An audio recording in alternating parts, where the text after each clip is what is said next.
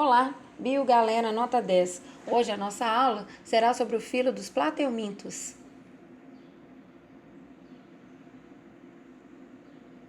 Plateumintos são animais que apresentam esse nome não por acaso. Plat vem do latim, que quer dizer achatado, e euminto, que quer dizer verme. Portanto, a principal característica desse grupo de animais é apresentar o corpo achatado dorso-ventralmente.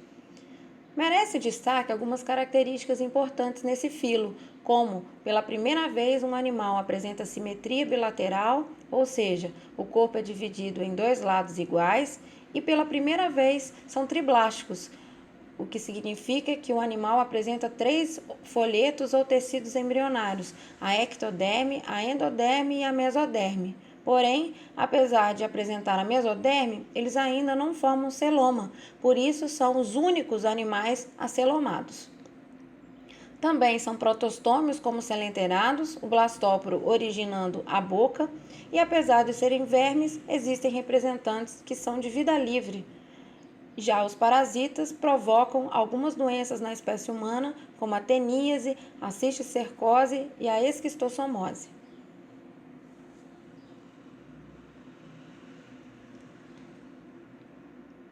Quanto à classificação, os plateumintos são divididos em 3 classes principais: a turbelária, que tem como exemplo a planária, a classe cestoda ou cestódia, que tem como representante a tênia ou solitária, e a classe trematoda, que tem exemplares mais conhecidos, o Schistosoma mansoni e a Fasciola hepática. Dando ênfase agora aos exemplos, características importantes nos exemplos, a planária tem como aspectos mais interessantes a presença exclusiva de uma estrutura relacionada com a excreção. Essa estrutura é chamada de solenócitos ou células flama, que, portanto, eliminam os resíduos metabólicos.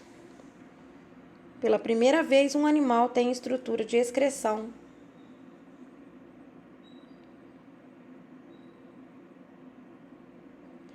Já outro aspecto interessante da planária é o início da cefalização nesses animais, com a formação de gânglios cerebrais.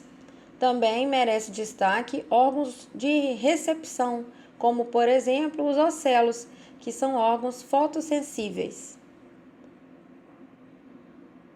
Em relação à reprodução, os plateumintos podem apresentar reprodução assexuada por fragmentação ou regeneração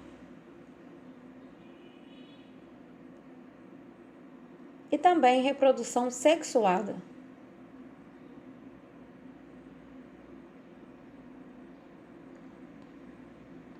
Já na classe cestoda, tem como exemplares duas espécies de tênia, a tênia solium e a tênia saginata. Esses vermes apresentam o corpo dividido em 3 partes, mas merece destaque a diferença na cabeça, onde a tênia saginata apresenta 4 ventosas de fixação, e a tênia solium, além das ventosas de fixação, aparece uma série de ganchos chamada de rostro. Aqui, detalhe da microscopia da tênia saginata. E nessa imagem, a microscopia da tênia solium.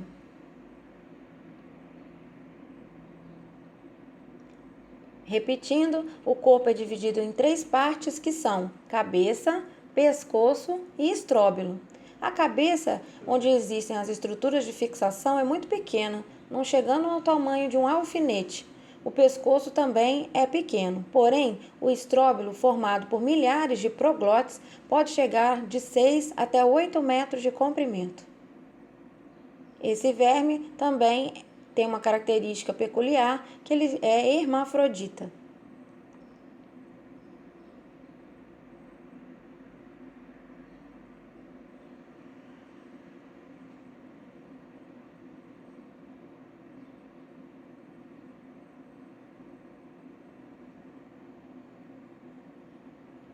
Em relação à classe trematoda, tem como representante mais conhecido o Schistosoma mansoni.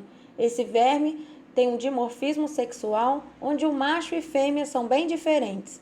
A fêmea é um plateuminto clássico, com o corpo achatado. Já o macho é cilíndrico e alongado. Vive sobre a fêmea numa região chamada de canal ginecóforo.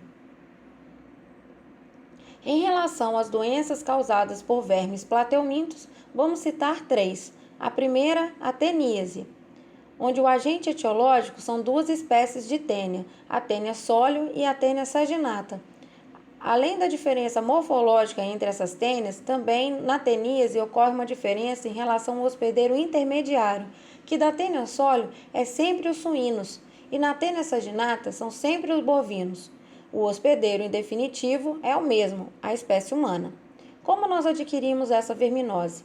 Através da ingestão de carne de porco ou de boi mal passada contendo a larva, chamada também de cisticerco. Quando nós ingerimos essa larva, ela se aloja no intestino, onde vive o verme adulto.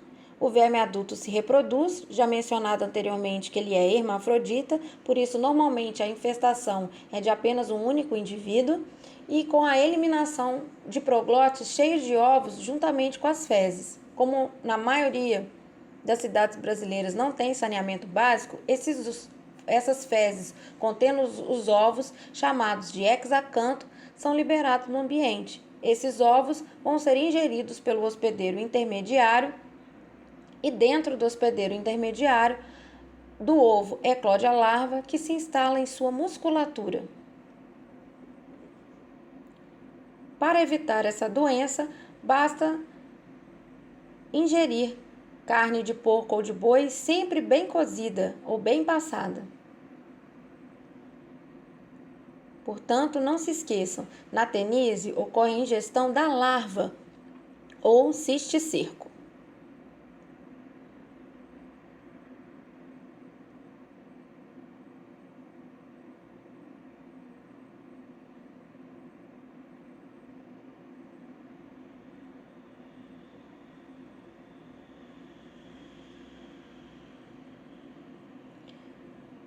Os sintomas dessa doença da teníase são dores abdominais, diarreia, vômitos e para prevenção deveríamos ter uma rede de saneamento básico, inspecionar açougues e abatedouros, evitar o consumo de carne crua ou mal passada e também práticas de higiene pessoal.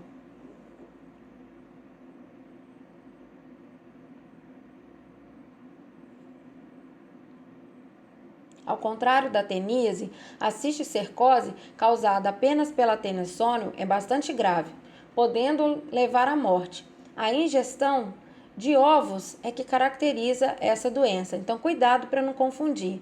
Teníase ocorre a ingestão da larva ou cisticerco, e na cisticercose ocorre a ingestão dos ovos em água ou alimentos contaminados. Aqui não existe hospedeiro intermediário, apenas o homem está envolvido no ciclo da cisticercose. Portanto, se nós fizermos uma outra comparação, dizemos que na cisticercose o homem faz o papel do porco, ou seja, ingerindo os ovos eclode a larva e a larva pode atingir vários órgãos como baço, pâncreas, fígado, olhos e cérebro. E durante esse percurso, os sintomas são bastante variados, como, por exemplo, dores de cabeça, convulsões, cegueira e até morte, dependendo do órgão onde se instala. Já a esquistossomose ou barriga d'água é causada pelo agente etiológico conhecido da espécie Schistosoma mansoni, conhecido popularmente como esquistossoma. No ciclo dessa doença, ocorre a presença de um hospedeiro intermediário, que é o caramujo mais comum do gênero Bionfalaria, e o hospedeiro definitivo, que é o homem. O caramujo vai acontecer a reprodução assexuada e no homem a reprodução sexuada. Então vamos imaginar um homem contaminado com a xistose. Ele elimina os ovos, que apresentam uma espécie de ganso, juntamente com as fezes. Essas fezes, quando caem num corpo d'água, eclode a larva, conhecida como miracídio. Esse miracídio vive em torno de 24 horas a 48 horas e nesse período ele tem que encontrar um hospedeiro intermediário para continuar o seu ciclo. E o hospedeiro intermediário, o caramujo bionfalário. Dentro do caramujo irá acontecer a reprodução assexuada, onde um miracídio vai originar cerca de 300 mil cercárias. Essas cercárias é a outra forma larval, é liberada na água e vive de 1 até 3 dias. Nesse período, ela tem que encontrar o seu hospedeiro definitivo, que é o homem. E como ela entra no homem? Através da penetração ativa pela pele. Por isso, existe uma frase clássica para caracterizar a xistose, que é se nadou e coçou, é porque pegou, porque quando a cercária entra pela pele, ela provoca uma coceira característica.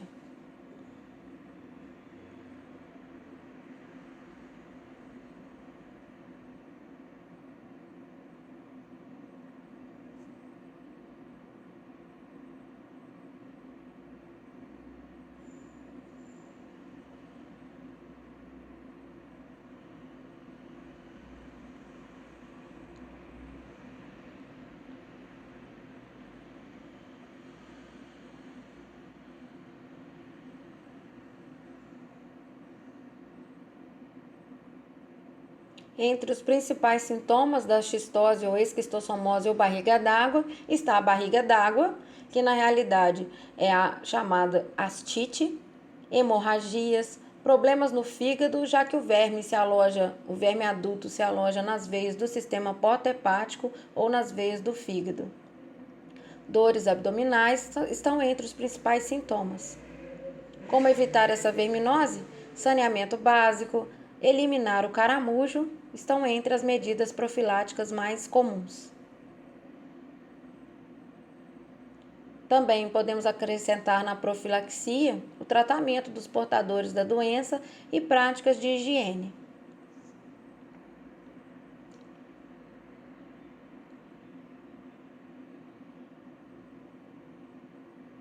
É isso, espero que eu tenha ajudado. Um beijo e até breve.